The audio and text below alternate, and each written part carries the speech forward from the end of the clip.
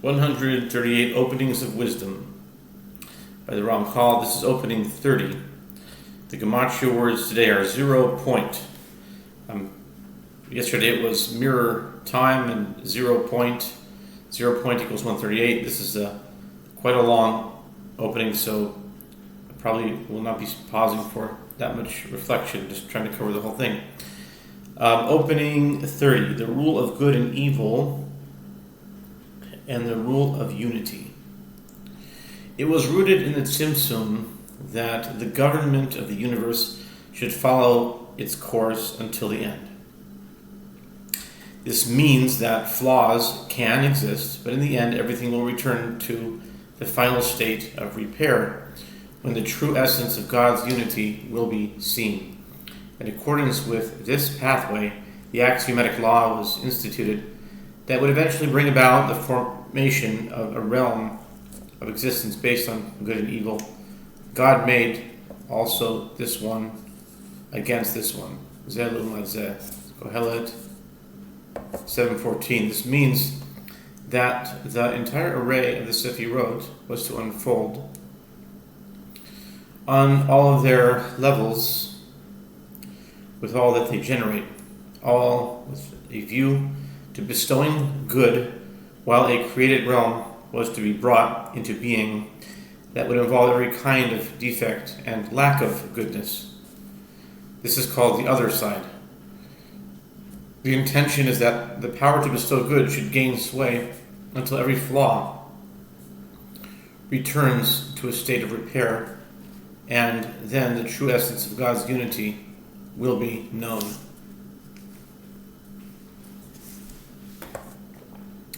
Until this point, we have discussed what happened when the path of limitation was first introduced and how it is bound up with the unlimited. From this point on, we will be discussing how things developed thereafter and how the totality of the residue became divided into different parts in accordance with what had already been prepared. We will now discuss the first axiom of what developed, which is the overall law that governs everything that exists from here and below. The proposition consists of 3 parts. Part 1, it was rooted in the Tzimtzum. This explains what was embedded from the outset in this first act of Tzimtzum in accordance with what had to develop from it. Part 2, in accordance with this pathway, this explains what it is that develops out of this root. Part 3, the intention is, this explains what is the purpose of all of this. Part 1, it was rooted in the Tzimtzum that the government of the universe should follow its course until the end. This means that flaws can exist. You have already heard that the entire wisdom of the Kabbalah is only to understand the government of the Supreme Will and for what purpose He created all these different creatures, what He wants from them, what will come at the end of all the cycles of the universe, and how all these strange cycles are to be explained. For the Supreme Will Himself already calculated the entire cycle of government ending with complete perfection. These calculations and measures are what we are explaining when we speak about the Sefirot and the worlds.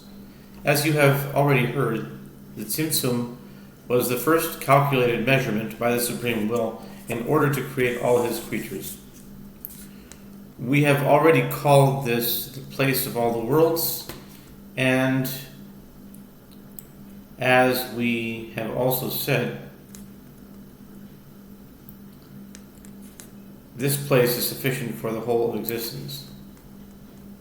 He therefore surely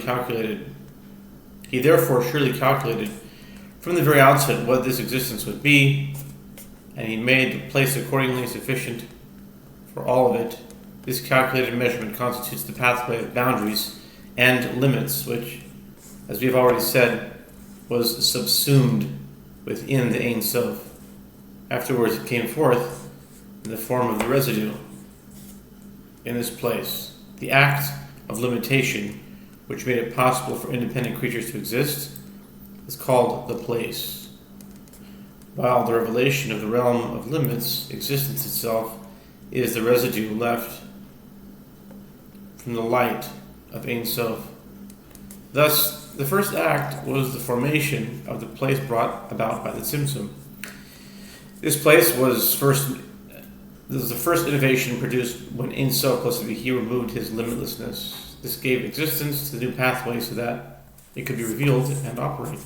The pathway of limitation is the order underlying the course of the government of the universe. If so, it was rooted in the Tzimtzum that the government of the universe should follow its course. There are two things that we must know here. Inasmuch as this place is the root of the lower realms of beings, we must understand that it is the root of the place itself. To explain, we cannot say that because of Ein Sof plus he created the universe and its present order, this is what he was able to create, and he could not have made it in any other way. An example of such an argument would be if we were to say that exactly so many worlds had to be created because the light of the first world was so great that it was impossible for the creatures to receive it. A similar argument is to say that a given thing was necessary because it would have been impossible without it. But we cannot say that the Ein Sof was forced to act in this way. God forbid. We must understand that Ein Sof is completely all-powerful, possessing all kind of power that the mind can and cannot grasp. The end of the matter is that there is not a single limitation or other accident that we can possibly ascribe to Ein Sof, blessed be He, except that He is the master of all. The natural world that we see and experience with our eyes and other senses was made by Him just as it is, with all the sense perceptions to which it gives rise. But He is in no way subject to the limits of any order or law. Wherever we say that something would have been possible without a certain given, what we mean is that according to the way of gradation and measure, it would have been possible otherwise. See Eitz Chaim Igulim V'Yosher 11b. Thus, it is true to say that the way of gradation and measure made it possible to bring forth the lower worlds directly from Adam Kadmon, for example, in order for them to receive this light. For according to the way we understand the nature of graded measure, it is not possible for a lowly creature to receive the light of the supreme Keter. But all this is after we know that Ein Sof wanted graded measure. In Ein Sof, if Ein Sof had not wanted this, He could have done it any other way He might have wanted. Accordingly, the first thing to be understood about the government of the worlds is that it depends on gradation and measure. This is the first foundation that Ein Sof, blessed be He, willed, and the place was made according to this will. The very fact of the Tzimtzum itself shows that He wanted gradation and measure. For if not, Ein Sof, blessed be He, could have made the lowest of all creatures according to His will without any Tzimtzum whatever. On the contrary, the Tzimtzum is the first foundation of what we are explaining, since He wanted to contract Himself in order to bring forth creatures. Clearly, He wanted to put the light on a level corresponding to what was to be born out of it. That is why He removed His limitlessness from here, bringing forth the place that came forth, the pathway of government by gradation and measure. Though certainly, if He had not contracted His light, He could have brought His creatures into being from elsewhere. If so, we may say that the roots of the graded and measured government lie in this place. But at the place of the created realms, beings should be one of gradation and measure as opposed to one following some other pathway, is rooted in the Tzimtzum itself. On the basis of what we have explained here, you can understand that had it not been for the Tzimtzum, even though this place was included in Ein Sof in potential, it would not have emerged in actuality. If so, the Tzimtzum was the cause of the place, yet it could have come into being in some other manner. The second thing we have to know derives from the first. This is that the degree of the actual symptom itself is what made the place the way it is. What this means is that even following the pathway of limitation, the world could have been made differently, for the all-powerful certainly includes everything, and thus a variety of different possible kinds of places could have been brought into existence for the lower realms, all included in the all-powerful. If so, only that which the all-powerful wanted to leave from among all the different hypothetical possibilities actually remained as the place made for the lower realms of beings. And how was it that this remained? That which he did not want to exist departed, including all these possible places that he did not actualize. If so, we may say that the place that remained was determined by the measure of that which he removed. Had he removed more, the place would have been less than it is, yet the worlds yet wouldn't have existed. Had he removed less, the worlds would have been greater, but they still would have existed. If so, it is the degree of the tzimtzum that makes things go the way they go now.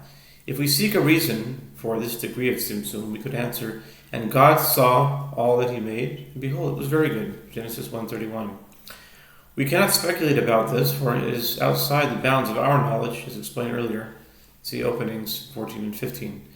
Nevertheless, it is possible to get a satisfactory answer even to this, namely, that the Supreme Will knew that turning evil back to good would only be applicable under a graded, measured order, and not under some other kind of order. That the government of the universe should follow its course until the end. For under the present order, everything is based on choice, reward and punishment, with all the associated flaws and defects. This is certainly the result of the tzimtzum, where the origins of strict judgment lie rooted. Afterwards, Ein Sof, blessed be He, will want to bring the evil back to good through the revelation of His unity. However, you should not think that the latter is a new path that will come into existence only later. The underlying principle here is there is nothing at all new under the sun. Kohelet 1:9. From the very first outset, everything was prepared in this way. The Ein Sof, blessed be He, calculated the entire governmental order the way it would truly be from the beginning to end, even though the repair itself appears to be the very opposite of the tzimtzum and what resulted from it. The truth is that he calculated it this way from the very outset and produced the tzimtzum accordingly. This means that flaws can exist. This is bound up with the concealment of perfection that I have mentioned. Since Ein Sof, blessed be He, is the ultimate perfection, it is quite impossible to ascribe any deficiency whatsoever to Him. For if there were any possible deficiency in Him, His perfection is sufficient to negate it. That line doesn't. If there were deficiency, His perfection, those two don't go together. They're mutually exclusive. Perfection doesn't have any deficiency. That line, I think, is. Anyway, the negation of any possible deficiency is intrinsic to Him because of His axiomatic perfection. However, His ability to negate any possible deficiency remained potential as long as there was never an actual deficiency that His perfection would have to negate. Until an actual deficiency came into existence, we would have had no clear knowledge at all of how the perfection operates to negate all deficiencies. For the light is only discernible out of darkness. So far, I'm seeing it's the same idea, just coming over and over again in basically different ways. As long as we do not know what deficiencies darkness causes, it is impossible to know the good and perfection caused by the light. In order to demonstrate this clearly, in actuality, it was necessary to produce a work in which perfection is invisible. Then, all the deficiencies found within this concealment would become visible, so that, with hindsight, we can know the deficiencies which the primordial perfection negated. This is the key to understanding the Sefirot as they appear within the residue. The Sefirot constitute the governmental order of reward and punishment, and were made in accordance with the concealment of perfection. It is because of this that the flaws and defects exist in actuality, since they are contingent on the fact that the government is subject to the rule of strict judgment, and the bestowal of good things hangs in the balance because there is a barrier which impedes it. This is not so in the case of perfection, which has no impediment whatsoever. But in the end, everything will return to the final state of repair. For the existence of flaws and defects, when perfection is concealed, is clear, and complete proof that perfection must be their remedy. Since without the concealment of perfection, they did not exist. Even now, in the encompassing Ein Sof, the place of perfection, they do not exist, while in the place from which he is concealed, they do exist. However, we must say that the knowledge of his perfection is still not complete. For although we have actually seen the flaws and defects and proved that his perfection is what rectifies them, since they do not exist in him, we have only seen the actual repair and how it proceeds. Thus, the intention is that flaws and defects should exist, as explained above, but that at the end of everything they should be brought back into a state of complete repair. In retrospect, his perfection will be then known completely. Okay, pause. The final state of repair. Here is the answer to why the flaws and deficiencies continue for so long. Sometimes a state of repair is evident, after which things go backwards, and it turns out that the perfection is still not visible as yet.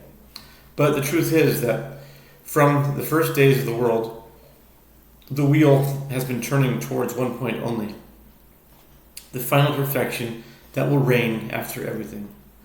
So far, this perfection has not reigned at any time or on any occasion. On the contrary, the way of the cycle is to come near to ruin, and then near to repair, then after approaching repair, to return to destruction and deficiency. So far, perfection has not come in to do what is in its power. Only the final repair, which is the destined redemption, may come soon in our days, and all that will follow in its wake will be the complete revelation of perfection, and evil will turn back to good.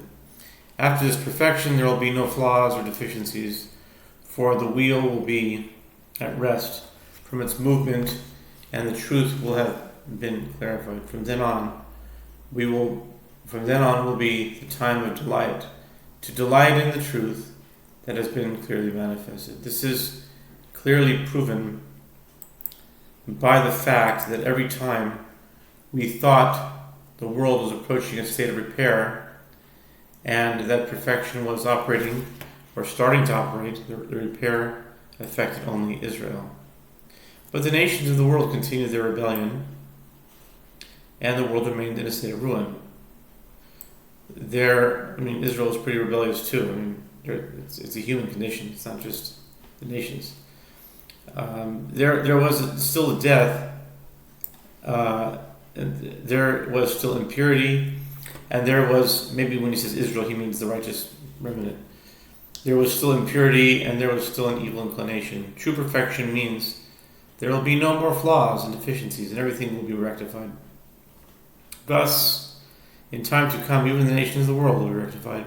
The Bible explicitly states loud and clear, on that day Israel will be the third, with Egypt and with Assyria, a blessing in the midst of the earth. Isaiah 19:24. For then I will turn to the peoples a pure language. Zephaniah 3:9. Even the animals will be rectified, and the wolf will dwell with the lamb. Isaiah 11:6. They will not do evil, and they will not destroy. That's in Isaiah 11:9. As for death, he will consume death forever.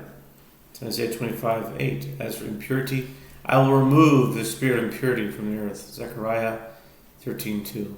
As for the evil inclination, and I will remove the heart of stone from your flesh. Ezekiel 36:26. There are examples of the operation of perfection where evil itself turns back to good. However, all the earlier good times were caused by the operation of the Sefirot in the mode of reward and punishment. In this mode, everything is evenly balanced. Either the side of holiness can hold sway over the other side, so that the other side is subdued and unable to cause harm, even though it does not actually turn back to good, but is tied up like a dog on a leash. Alternatively, God forbid, the other side can hold sway and perpetrate the worst evils in its power. In the good times, holiness held sway to such a degree that even though evil existed in the world, it was unable to act, but was bound and subordinate. Only the generation of the wilderness, at the giving of the Torah, were going on the way to the revelation of perfection through Moses, who was complete and was the embodiment of the inner essence as explained in several passages in the Zohar. Accordingly, it was said of that generation, the writing of God was engraved upon the tablets.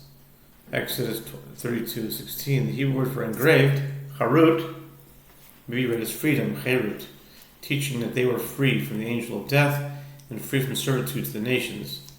With that idea, it would have to be explained how the golden calf and all the other sins of the complaining in the wilderness and all those things happened. Okay. Even so, he might address that. Even so, it was not perfection itself that was operating, but rather the strongest force near to perfection. Higher consciousness, the mental powers, the mochin, mentioned earlier. However, this too is considered part of the turning of wheel. For the mental powers that are included as part of the cycle come very close to perfection and have great power to rectify things. This was the great power of the generation of the wilderness. The Torah given to them is on a level of the unity which at least stands guard even during the period of flaws and deficiencies. For if it were not so, the world would be destroyed. God forbid. And therefore the Torah was given once for all eternity. However, this is not called the operation of perfection, but rather the operation of concealment, which in any event does contain some aspect of God's actual unity itself. This is why we have said that the good times came about through the influence of these mental powers. For it is through the mystery of these mental powers that unity is to be found even in the time of concealment, because these mental powers are the force that is the strongest, nearest, and most closely related to perfection. However, perfection itself will operate only in time to come, when Torah will come forth from me. Isaiah 51 verse 4, meaning that a new level of Torah will come forth from God. See Vayikra 13:3. This means that initially the only aspect of the Torah that was given was that which was bound up with the building of the cycle itself, a radiation of God's unity to keep the world in existence. However, in time to come, the Torah will be given from its supreme source, which is the unity, operating as what is truly in itself. For this reason, there will be no more flaws and deficiencies at all after this. It could be objected, how can we say that the concealment itself contains some aspect of unity? Surely the purpose of the concealment was to manifest all possible deficiencies and to show how they can all be completely rectified only through his perfection, in order that his perfection may be known in actuality rather than merely in potential. But if he wants to be revealed in some aspect within the concealment, this means that he does not allow the imperfections complete reign, with the result that in the final repair, his perfection is not completely known. The answer is that the concealment cannot make what certainly exists cease to exist. No matter how many flaws and defects you can think of, his existence, blessed be his name, is intrinsically necessary. If so, it is impossible to conceive of any deficiencies except after the initial axiom that God certainly exists. You have to say that he is concealed, and this is why the defects emerge. But his existence is a certainty. If so, even within the concealment itself, one thing remains enduring, that in his existence and the existence of his perfection, for they are one and the same, this is what sustains the world in being and prevents it from being destroyed. For any other existence besides him is inconceivable, but God is perfect goodness. If so, it is inconceivable that there is any evil that is not in some way subject to perfect good. This can certainly be proved. For if evil were in complete control without being subject to any other power, it would have to be called a domain in itself. However, since we know that the existence of Ein Sof, blessed be He, is intrinsically necessary, there is no place at all for complete evil to be in control. Even if you think of all the evil in the world, it is impossible not to postulate the existence of a domain of goodness that exists necessarily and therefore holds sway over all this evil. It follows that evil cannot gain total power so as to destroy the entire world. However, this necessary existence can be concealed just as much as God wants. Yet, his existence cannot be nullified, and it is therefore impossible for the world to be destroyed. Even with the concealment itself, his unity cannot be negated. A further objection could be raised if the Torah derives from the unity revealed even within the concealment. Why was the Torah not given immediately as soon as the world was created? The answer to this is that the Torah, which derives from the unity that exists necessarily even within the concealment, is the 7 commandments of the children of Noah, which were given to Adam. Sanhedrin 56b. As for the knowledge of the Torah itself, there were tzaddikim, righteous people in every generation who had knowledge of the Torah. See Yoma 28b.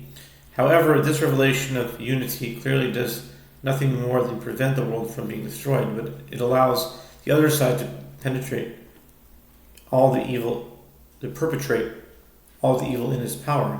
However, there is a way in which this revelation can become stronger, and therefore initially there were only 7 commandments, for it is impossible for there to be less than this. But afterwards, the revelation became stronger, and the Torah was given. In sum, everything that has happened until now derives from the turning of the wheel of reward and punishment under the government of the Sefirot, where either kindness is dominant while judgment is inactive, or the opposite, God forbid. Therefore,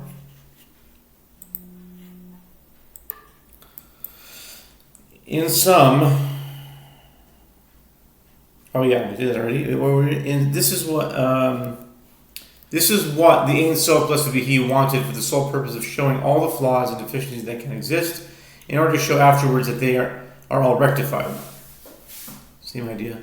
However, the final redemption, may it come quickly in our days, is brought about through the operation of perfection at the end of everything. The revelation of this perfection will rectify all the flaws and deficiencies that He wanted to be seen. For this reason, the perfection will be complete, and there will be no more flaws and deficiencies afterwards.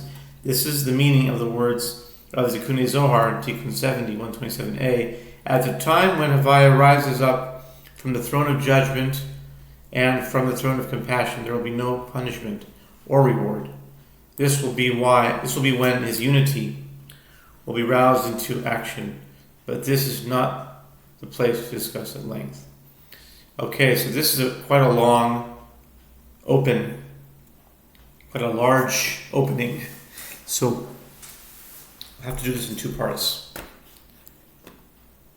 To be continued.